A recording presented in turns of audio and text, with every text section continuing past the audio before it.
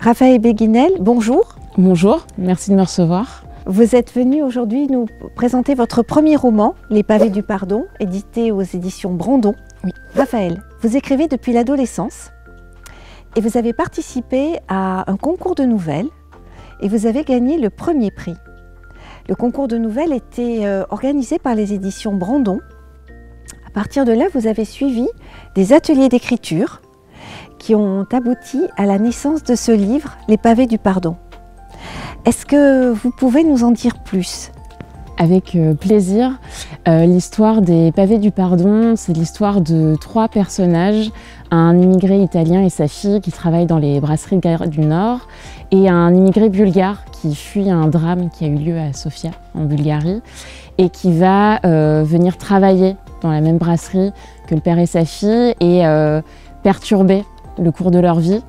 Et donc c'est l'histoire de 3 destins qui s'entrecroisent et qui vont vivre 1000 aventures avec pour point commun des drames familiaux, des drames dans le passé à surmonter, où chacun va décider ou non d'y faire face et d'apporter une certaine réponse à la question du pardon.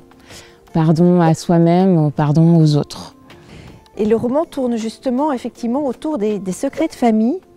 Et comment peut-on pardonner sans savoir ?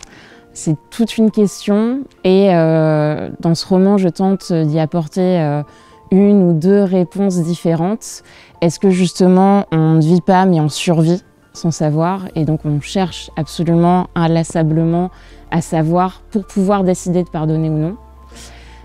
Ça va notamment être la question de la fille, Cécilia. Et sinon, c'est de nier, de décider de rester coincé dans sa vie ou non. Et finalement, il y a des gros efforts à fournir qui appartiennent à chacun pour décider de se projeter vers le futur. Et les villes aussi ont leur importance.